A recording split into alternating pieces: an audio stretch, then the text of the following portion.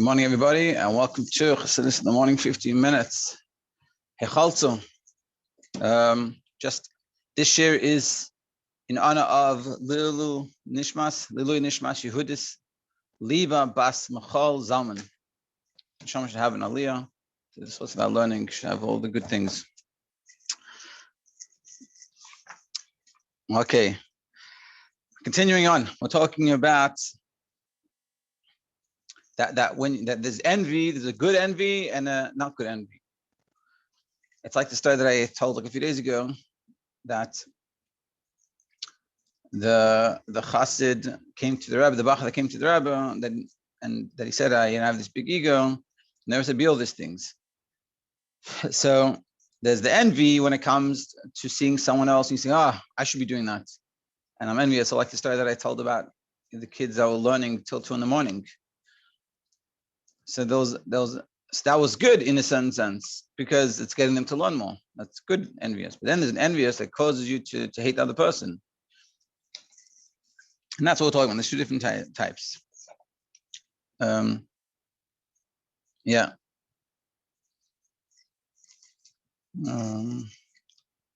So yeah, and that's sort of where we stopped. So we said, explained also at length. Page 118, near the bottom. And I explained also at length the ability of the Chayzer, and I'm going to explain what this means. Which brings out from the revealed state the hidden potential that we have, hidden abilities. Even more than the Oyasha. Oyasha is simply, it means that there's the light that's straight that comes down from Hashem, and the Chayzer is the one that's coming back from us. And what we're saying is, the Chayzer, even though it's not coming directly from Hashem, which would seem to be on a low level, it has the advantage of it. Yeah, and that's what he explains. Also, because Chayzer is sort of what, it's much more powerful in the sense that it's basically comes into the world, and then when the world gives it back, it's been affected by the world. But it's in a good thing. It's like, I had a friend that he was from South Africa, and he went to learn in yeshiva in Eretz Yisroel. And one time he complained to one of the teachers, Magid Shurim, that they were learning Gemara. They're learning Gemara Begirsa, which is learning Gemara. Sort of Girsa means like trying to cover ground. You're not trying to really analyze everything, but you're trying to cover ground. And so he was learning in yeshiva with all the Israelis, and for them reading the Gemara is very easy because, like, it's their language. Maybe the wording is, the translations, like the words are different, but the alphabet is the same, so it's not as difficult. And he had a much harder time. It took him a lot longer. And so he's sort of like bemoaning the fact that it's like takes a lot more time for him to get cover ground than it is for them. And, especially when you're in yeshiva, everyone's basically Israeli, so they're like running ahead of you and you're going slow. And so they said to him, so the Magid Shir said, he goes, yeah, it's true. He goes, but because you have to put in more effort, he goes, you get it more. And this sort of Chayzer. Yashar is straight. It goes, it's straight, it's easy. But the transformation that it causes is not as great. And this is what we're saying. And this is the difference. That Chayzer, it's like the Chayzer that when you get envious, it pushes you to reveal deeper levels. Whereas it's like when you get taught, it's like when you go to a shiur. This is sort of one of the disadvantages of a shiur.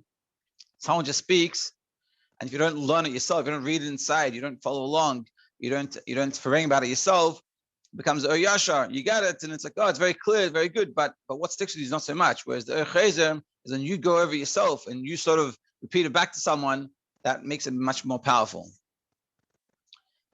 And that's what we're saying here. That it reveals deeper levels within us. So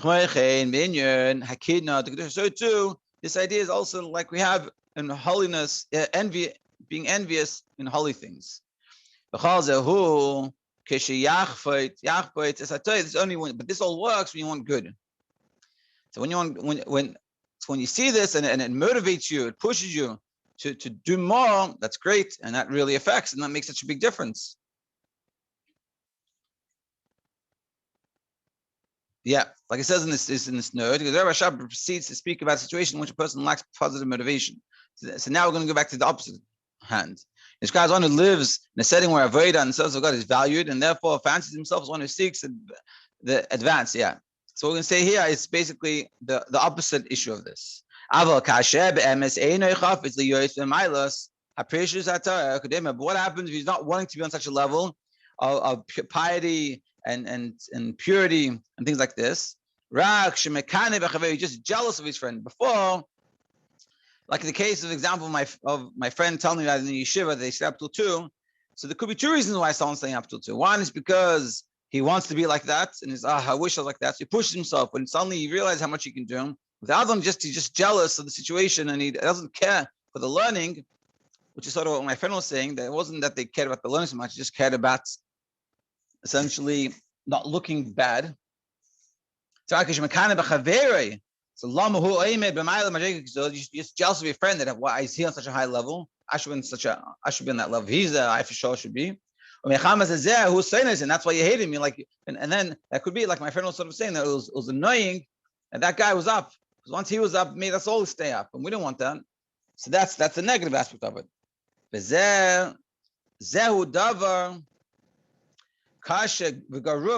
this is a very big issue.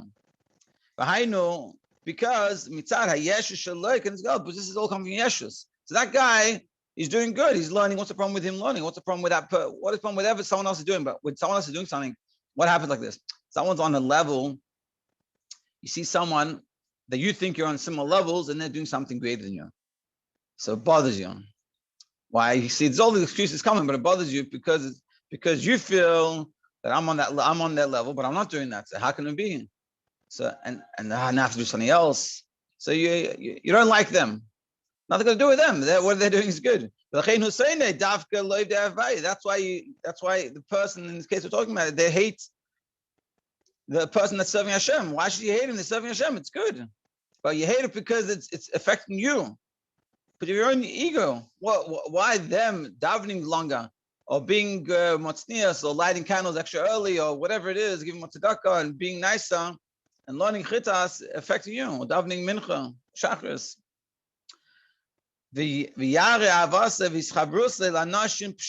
And what will happen to this person because he hates that person similar to his level and they're doing some things so great and it bothers you? You'll come and you'll sort of stay away from them. You'll go to simple people, and you'll show your love for them. And you can delude yourself and think to yourself, "This is my humility. Look, I'm hanging out with these simple people. Such a humble person. And that's why I'm loving these simple people, because I'm a good guy. I'm a good girl. I'm a good person." But he's saying, but the truth is, you're not doing it because you care about them. It's all about you. And this is the problem with the Yeshus. Yeshus, your whole life is about you. Right? Tversky has a book, How Do You Get Yourself Out of the Way? Because the Yeshus, it's all about me. So even when I do something nice, it's not because I care about them, it's because of myself. It's for my advantage. It's not about them. And that's what he's saying.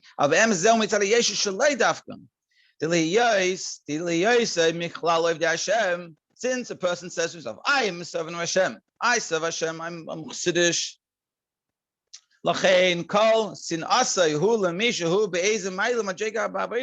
Therefore, the hatred, because I am an Oved, I'm doing good. So someone above me, they're extremists. And I don't like them. They're acting crazy. Why? Not because of what they're doing is wrong, it's because it goes against me. Because if they're serving Hashem properly, then what am I doing? And I don't want to work on myself. I don't want to change myself. It's all my yeshus. So then I don't like them. But the simple people that I'm friends with now, that are on a much lower level, they're not holding any levels. I'm way above them. So I'm good. I like them a lot. They don't threaten me. And I think it's because I have to love every Yid. Because someone that is a gas is his course and his yeshus is pronounced very much. And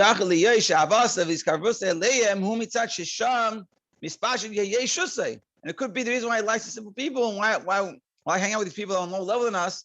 It's because they can ask us questions and we can show we know something. And I was once in a shul somewhere. I was in Kranitz, and this guy was like was like an after something, and this guy told another guy, I saw him, it was like loud, like it was very clear. And he's like, it's filling it too low. Here, let me fix it for you. I'll show you how to do it. And the big problem, and he started like complaining that people aren't doing it properly, and it bothered me very much. And I was wondering why it bothered me. It's because it didn't feel like he genuinely cared about the guy that was helping. It felt like he was just trying to show the guy that he knows something. And this is what he's saying. You're not helping him because you care about him. You're helping him because of yourself. Because, and like you're saying here, my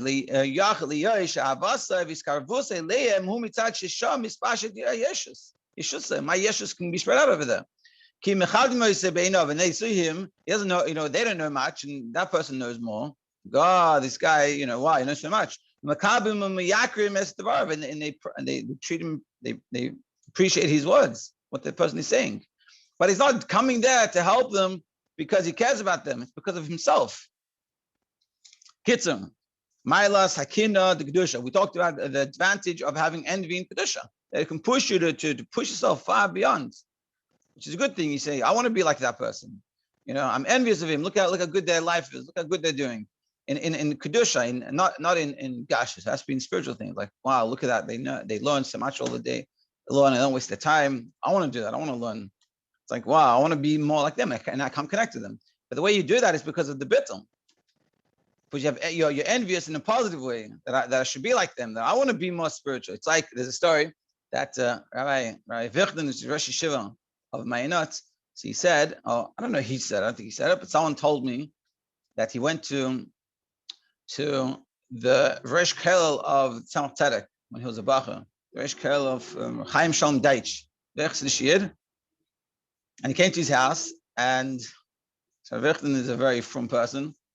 So when they came to serve the meat, I think it was chicken. So he asked him, like, what's the hechsher? Like, what's the shchita? So he said, and it was like the second best shchita you can get in Eretz Yisrael. And so Vichten was very frum. So he only had like the best chicken you can have. So he's like, thank you, whatever. And he didn't have it. And the guy was it wasn't like, oh, I'm not having this. This is not kosher for me. He was very frum himself. He didn't say anything, but the guy picked up that he wasn't eating it. And it bothered him. He's like, sounds like eating in my house. Like, my house is, it has to be kosher. And I was like, everyone can eat it. So from then on, he always bought the top hechsher. So that's a good thing. That's he appreciated it and it helped him. That's the good way of doing it. But you have yeshus geremes sino levar milo. But then the yeshus causes a hatred to someone that's above you. Because it could have been in that story. Imagine, Chas v'shalom, you'd say, I hate this guy. He comes to my house and he's complaining to me. I'm not good enough for him. Who do you think he is? I'm inviting him over, and this is how he treats me. People too frum. They're crazy frum. It's like in the Shidduchim, it says, I don't know if it's in my times. What did it say? It says, Siddish, but with it. It's like this guy's too Siddish. Too. Now, of course, a person doesn't have to be, in Shemayim, has to be down to earth. But that's what he's saying. So and then we also talked about the fact just today that you can love simple people, but not because you care about them, it's because of what it does for you. And the reason is, I think all right, I'll stop right here. Yeah, beautiful. So basically, just while we're here, tomorrow, the next few days, I'm basically going to finish up this topic, and then we're going to discuss Havaya. We're going to answer the questions that we had in Maimer, then we'll go on to this next point. Now, the Maimer doesn't finish officially, in the sense that the Rebbe Rashab, he had more to give to get printed, but it never came to print for whatever reason. Bashkacha brought this. But in about two, 3 more prakim, we're going to finish discussing this, all the issues of the yeshus, and then we're going to answer the questions, and then we're going to discussing like in spiritual terms, what does it mean, Havaya? Because remember, Havaya is the contrast to the Yeshus and Midjan. Very good.